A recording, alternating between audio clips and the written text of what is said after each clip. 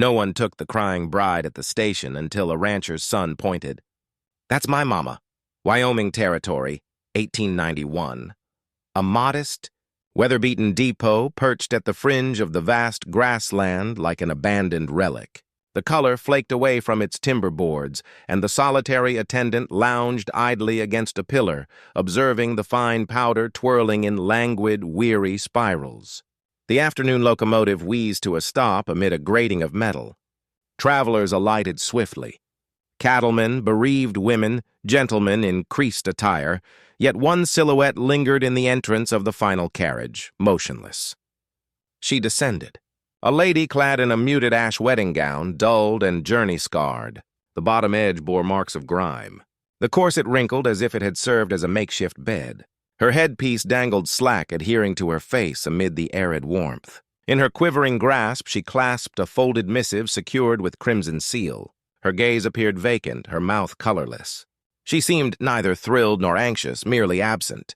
Annalisia glided like a specter and settled on the aged seat right beyond the depot's entrance. For an instant she gazed at the distant skyline, then bowed her face into her palms. Nobody drew near her. No wagon lingered, no blossoms, no grin, no suitor. A pair of elderly locals strolled by, murmuring. "Another bride by post," the lady remarked with a disapproving smack of her lips. "Wretched soul! Likely the fellow lost his nerve," the gentleman grumbled. Annalisia showed no response. She merely gripped the document more firmly, her joints blanching. Her thoughts wandered rearward. Her father's office, faintly illuminated amid somber timber and tobacco haze. His tone as icy as the sterling stylus he pressed into her fingers. "You will write the letter. You will marry the man. There will be no more shame on this family's name. You want your child to live in a gutter?" He had slammed a folder onto the desk, her son's forged death certificate. The memory made her breath catch. Now at the train station, she whispered under her breath, voice like a prayer choked with dust. "If you are alive, my love, my baby, please find me." A sharp laugh nearby drew her back. Children were chasing each other near the platform. Their laughter was the only sound with life in it. One little boy, maybe 4 years old, had a face like sun-warmed bread and eyes the color of riverstone. He stopped mid-on, staring at her. Really staring. He pointed a tiny finger toward her, turning to his friends. "That's my mama," he said, voice clear and proud. The other sloughed. One boy shoved him. "You dope. That's just a lady in a dress." "No," the boy insisted. "I saw her. She's in the picture. The one on Daddy's shelf." He drew her.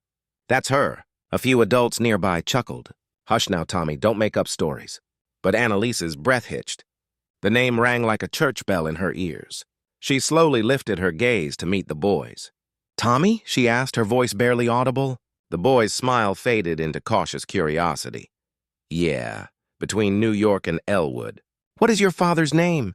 "Wyatt Callahan," the boy said plainly, like it was the most natural thing in the world. Her world tilted. The letter slipped from her hand, fluttering to the dirt like a discarded vow. Her eyes brimmed with tears. Her lips trembled. "Please," she whispered, "take me to your home." The Callahan Ranch stood alone at the edge of the hills, its fences gray and warped from seasons of wind. Horses grazed lazily near the barn. The sky was bruised with storm clouds, the air thick with coming rain. Annalise stood at the gate, her dress still damp from the train ride, her shoes caked in dry mud.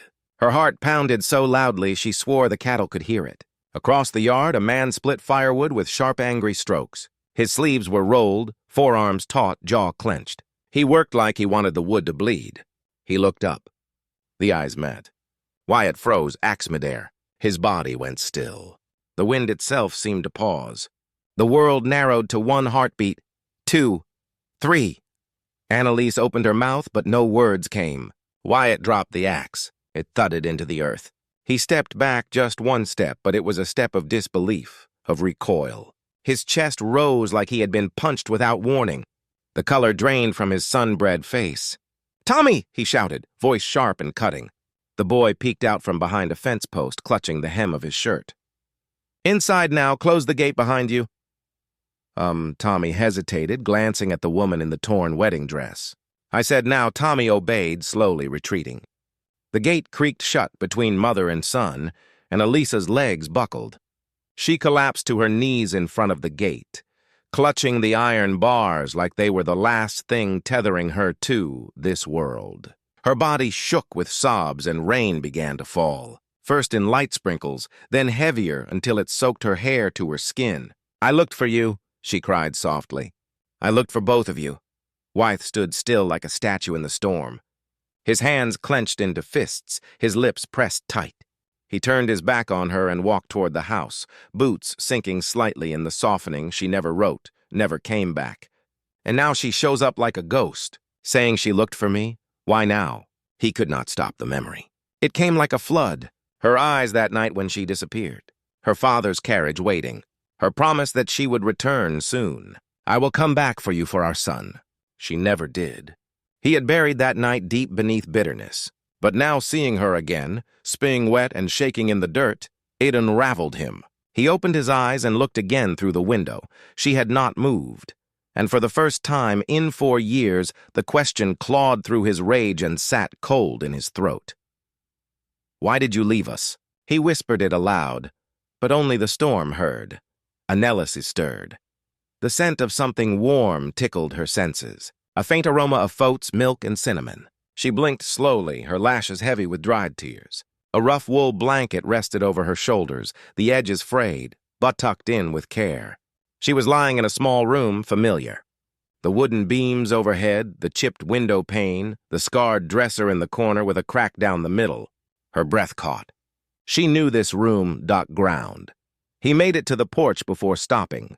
His shoulders rose and fell with uneven breaths. Inside, Tommy's small face appeared in the window.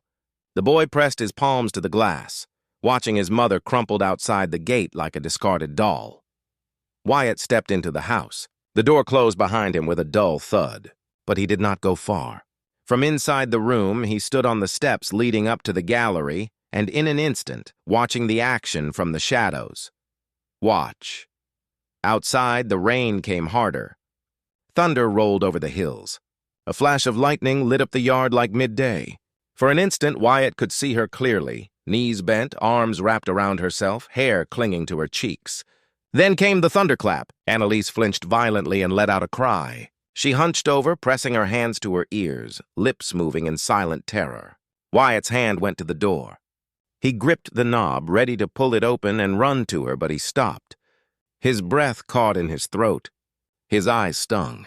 The storm outside roared, but a louder storm spun inside his chest.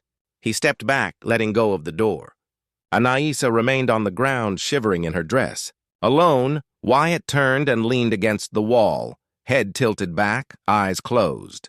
His mind spiraled. 4 years. 4 godforsaken years. I didn't think anything. Years ago, she had folded baby clothes here, watched Wyatt sleep in the old rocking chair with Tommy in his arms. Now it smelled of dust and silence. Beside the bed sat a bowl of porridge, still steaming slightly. A spoon rested beside it, clean. Her fingers reached for it slowly, trembling. She had not tasted kindness in years. "Wyatt," she whispered, barely a breath. The name fell from her lips like a secret broken loose. Suddenly the air shifted, flashback 4 years ago. The room was dark. Her arms were tied behind her. Her cheek burned from where a hand had struck her. Footsteps paced outside the door. The metallic scent of blood and the stifling heat of confinement pressed down on her like a coffin. She had tried to escape twice. The second time they locked her in without water for 2 days. "You will marry who we choose." Her father had spat through the bars. "Or you'll never see daylight again." The memory slammed shut. The door creaked open. Wyatt entered, his face hard as carved oak. He carried a damp cloth in one hand and a bottle in the other. He did not look at her as he walked to the table and began cleaning up a broken glass. "You should eat," he said. His voice was flat, controlled, but his eyes betrayed something deeper. Anger, yes, but also ache. She opened her mouth. "Why did you? I only brought you in," he interrupted. "Because I do not want you dying in front of my son." His words hit like a slap. She flinched. He finally looked at her. For a second, the shield slipped. "You left," he said low. "You left him. You left me without a damn word." She tried to sit up, her body weak. "I did not choose to leave." "Spare me." he snapped, turning his back. You made your choice. Whatever your reasons were, you stayed gone. Annalise's lips quivered. Do you think I wanted this? Do you think I walked away from you because I stopped loving you? He picked up something from the dresser and turned. In his hands was a small scarf, faded blue, edges ragged. The same one Tommy used to wear when he was barely a year old. He sleeps with this, Wyatt said, his voice roughening. Still every night calls it his dream blanket, she gasped. Wyatt stepped forward, holding the scarf like it was a relic from a past he had tried and failed to bury. You know how many times he's asked me why he doesn't have a mother like other kids? He said. What was he supposed to say? That she loved us but not enough to come back. Annalise clutched the blanket to her chest, eyes full of anguish. She wanted to scream the truth. That she had returned once before to find their home burned out and abandoned. That the neighbors told her Wyatt and Tommy were dead. That she had wandered half-mad for months trying to believe it was a lie, but the words would not come. Not yet. Instead, she bowed her head and whispered, I am sorry. One tear fell, then another. Wyatt looked at her for a long moment. Then, without a word, he turned and left the room. The door closed behind him. The morning after the storm broke with a hush, the air was crisp. The ground still damp from the night's downpour, sunlight crept across the porch floorboards like hesitant fingers, and a low breeze rustled the brittle leaves of the cottonwood trees. Wyatt stood by the screen door, arms crossed, his hat shadowing his face. Annalise followed him quietly, her bare feet soft against the wood. He had not said a word to her since leaving the room. But now he gestured silently to the porch bench, out of sight from the road, away from the eyes and whispers of the town. She said, Tommy peeked from behind the kitchen curtain, face half covered by the faded scarf she remembered. He grinned shyly, then ducked out of sight. Another Lise lifted her hand and waved at him, timid but real. Her fingers trembled. Wyatt leaned against a post, arms still crossed. His voice, when it came, was low and without emotion. What do you want, Annalise? She flinched at the flatness of her name. No softness, no echo of what it once had meant in his mouth.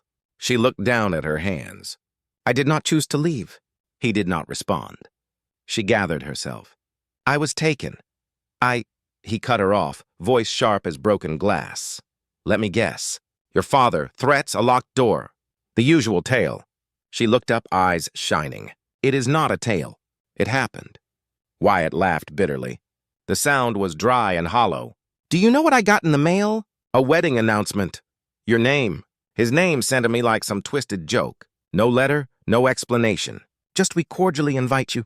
He stopped, jaw clenching. I thought it was your way of ending it. Annalise's face crumpled. Her shoulders shook.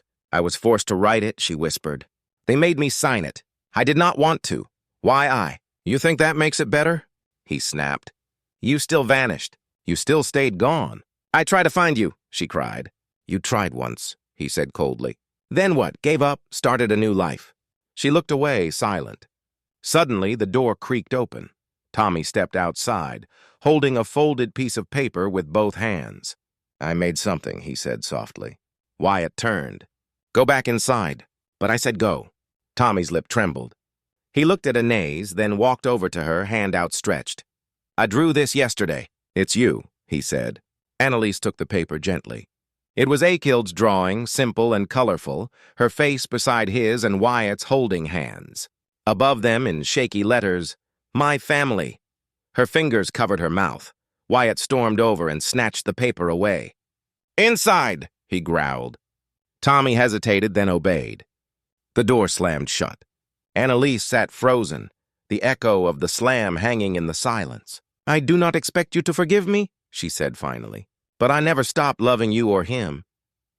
Wyatt stared at the closed door for a long moment. He said nothing. He did not look back as he walked inside, but this time he did not slam the door.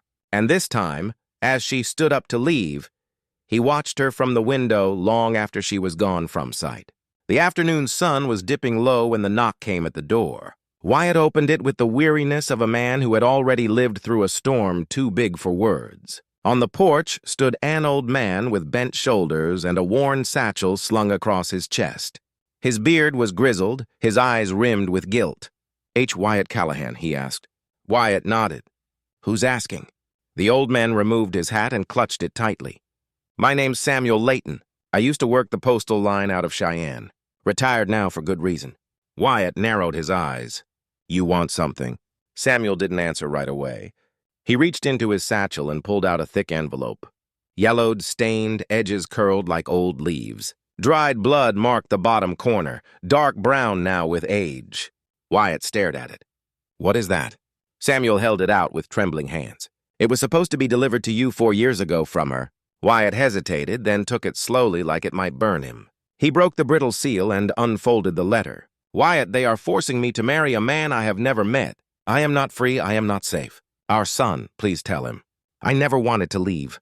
I tried to escape and they beat me for it. They locked me away.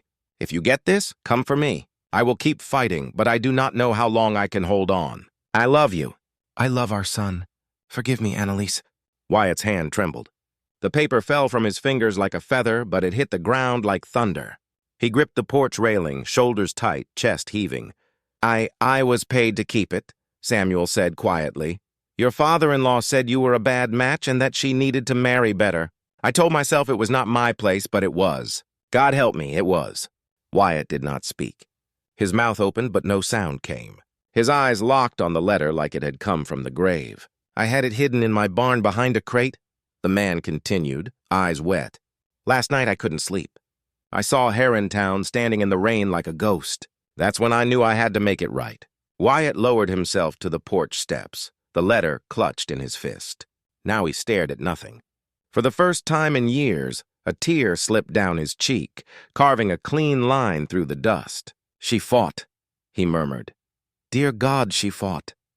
Samuel placed a hand gently on his shoulder. You still have time, son. Most men don't get that. Wyatt didn't answer, but the tightness in his chest began to crack, and for the first time, something inside him, something frozen, started to thaw.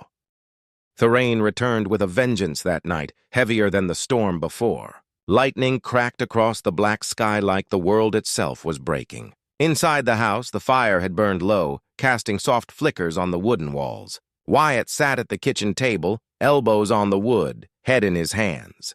The opened letter from Annalise lay beside him, now smoothed and dry, but heavy as stone. A soft cry broke the silence, then another, sharper, panicked. Wyatt stood in an instant. Tommy's voice trembled from the bedroom. He rushed inside and found the boy twisted in his sheets, soaked with sweat, cheeks flushed crimson. Tommy, he whispered, placing a palm on the boy's forehead. Burning too hot, his heart dropped. Wyatt grabbed a cloth and dampened it, pressing it to Tommy's head, but the boy moaned louder, his body shivering beneath the heat. Annalise, Wyatt called instinctively, then stopped himself. She was not here anymore, but she was close. Somewhere in the barn or the empty shack out back where he had seen a lamp flicker earlier. He hesitated just a moment, and that was all the time it took for the front door to burst open. Rain and wind swept in with the figure of a woman, Annalise. She was barefoot, soaked to the bone, hair plastered to her cheeks. Her eyes locked on Wyatt's for half a heartbeat, but then she rushed past him and into the room where her son lay. Oh, God, she gasped, falling to her knees beside the bed. Tommy. She touched his cheeks, kissed his forehead, whispered something only a mother would say. Wyatt stood in the doorway, motionless. I will carry him, she said, her voice trembling but resolute. What? To the parson's house, she answered. Reverend Collins has medicine, a fire. I will not lose him. She scooped the boy into her arm, struggling beneath his weight. Her knees buckled slightly, but she tightened her grip and rose. Wyatt moved instinctively. Give to me, he said, stepping forward. I said no, she snapped, tears streaming down her face. I left once. I failed him once. I will not fail him again. The room fell silent. Outside, thunder roared, and then, without a word, Wyatt removed his coat and stepped behind her. He draped it over her shoulders. Annalise flinched but did not move. Then gently he reached out not to take Tommy from her arms, but lift both of them together. He cradled the boy with one arm and wrapped the other around Annalise's back. They stepped into the storm. Wind lashed at them, but Wyatt shielded them with his body. Together they trudged through the mud path toward the parson's house. No words, no explanations, only movement, only breath, only urgency. Lightning flashed, casting their shadows long and tangled across the wet earth. By the time they reached the Reverend's porch, both were shivering, soaked, and exhausted. Reverend Collins ushered them in without question. He saw the boy's face and rushed to boil water, gathered tinctures, stoked the fire. Wyatt placed Tommy gently on the couch, and Annalise knelt beside him, clutching his hand. Wyatt stood behind her. He looked down at her soaked shoulders, at the scarf Tommy still clung to, even in fevered sleep. His hand trembled at his side, and something broke inside him, not with a crash, but like a dam that had been eroded slowly until at last it surrendered. I cannot lose them again, he thought. I will not survive it. Hishan found her shoulder. He turned to look up at him. No words, just her eyes and his. And all the silence that had poisoned the space between them slowly began to dissolve in that moment of quiet, shared breath. Thunder rumbled again, but in Wyatt's heart, the storm was starting to pass. The days that followed were quiet, almost too quiet. Annalise moved into the Callahan ranch, not into Wyatt's room, not yet. But the home began to breathe again. She planted rows of carrots and herbs beside the porch. Tommy chased chickens barefoot through the yard, giggling in ways Wyatt had never heard before. Some mornings, Wyatt would glance out the window and catch Annalise brushing the boy's hair with soft fingers, whispering to him. She never raised her voice, never looked away when he asked hard questions. She just loved him. And Wyatt, for all his guarded silences, found himself softening again. He would walk up behind her while she was cutting vegetables and brush her arm. At night, they sat on the porch steps and watched the stars in wordless understanding. Still, they had not spoken the words. One evening, as they sat down to dinner, just the three of them around a table that once felt so empty, Tommy piped up between spoonfuls of stew. When are you two going to get married? Annalise choked softly on her drink. Wyatt raised an eyebrow. Tommy leaned forward, elbows on the table. In the books at school, when a mama and papa love each other, they get married in a big wedding. I want that. I want to tell people I got a family.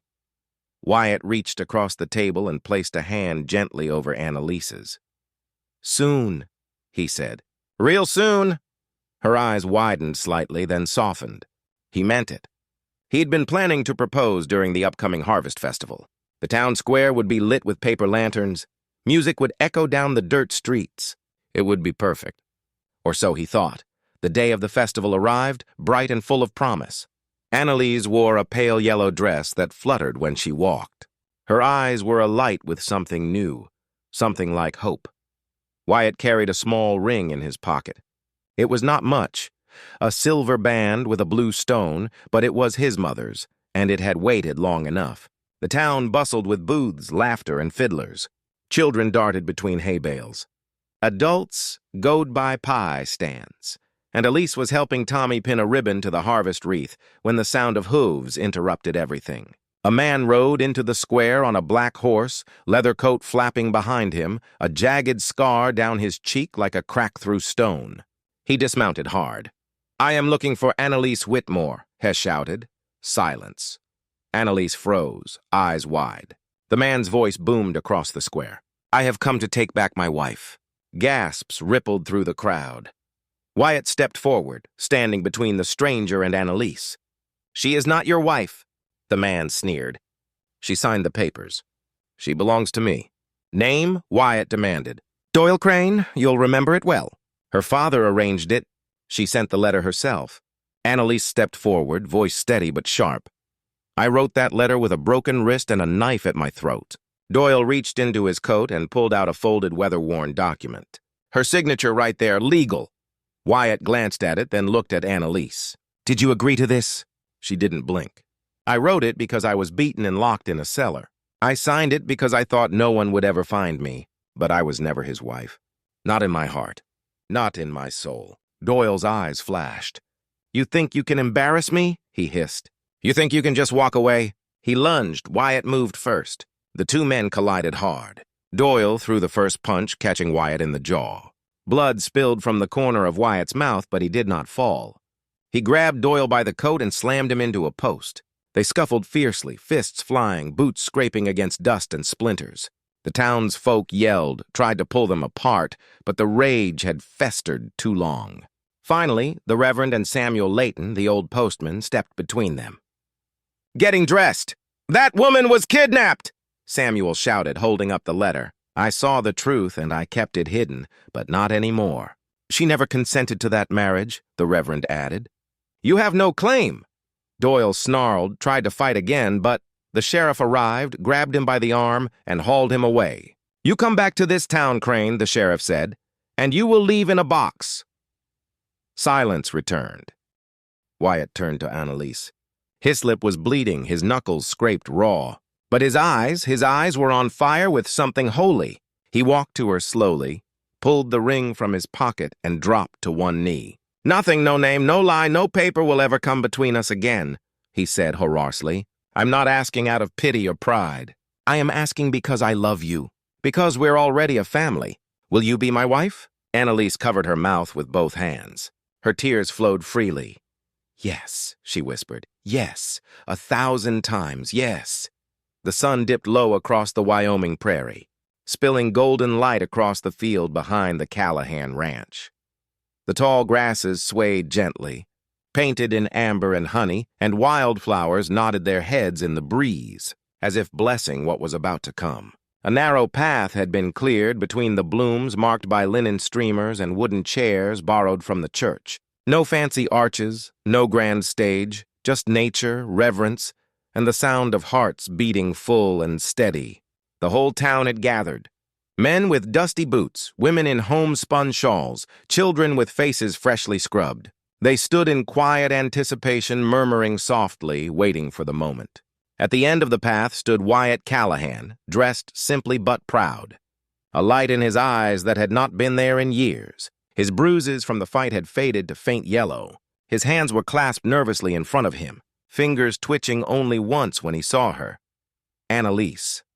She came down the aisle not with fanfare, but with grace. Her dress was soft ivory linen sewn by Wyatt's mother from old curtains and lace salvaged from the attic. It fit her like it had been waiting all this time to belong to someone who had truly earned joy.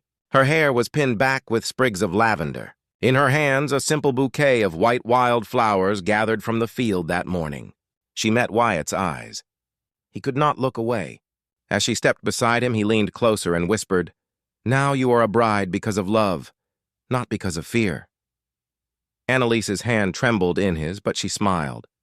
The Reverend began to speak, but the words blurred in Wyatt's ears. All he could hear was the wind, the hush of it as it brushed past them, and the soft breath of the woman he loved standing beside him. When the vows were said and the rings exchanged, the Reverend turned to the crowd. "Is there anyone who would speak before this union is made?" Before silence could stretch too long, a small voice rang out. "Kiss her." Everyone turned. Tommy stood beside them in an oversized vest and crooked bow tie, eyes wide and proud as the prairie sky. "Kiss her," he said again, like in the fairy tales. Laughter rippled through the crowd. Wyatt grinned and looked at Annalise, who was already laughing through her tears.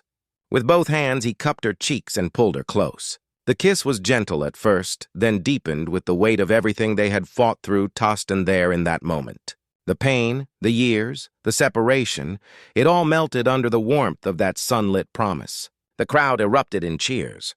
Tommy clapped loudest of all, hopping on his toes, then running to wrap his arms around both of them. Wyatt knelt, pulling his son into their embrace. A family at last. As the golden light bathed them, the image froze like a painting. 3 souls wrapped in love, framed by open skies and second chances. No one came for her at the station. She sat alone, dressed in hope that had no name. But one little boy saw what everyone else forgot. That love doesn't need an invitation. It only needs someone who remembers the way home. If this story touched something in you, if it made you believe even for a moment that love can still rise from dust and silence, then this is just the beginning. Out here on Legends of the Wild West Stories, we don't just tell tales, we bring forgotten hearts back to life. For more love that defied distance, war, and fate. Hit that like button to keep these stories riding strong. And don't forget to subscribe and ring the bell so you never miss another sunset soaked in romance and redemption.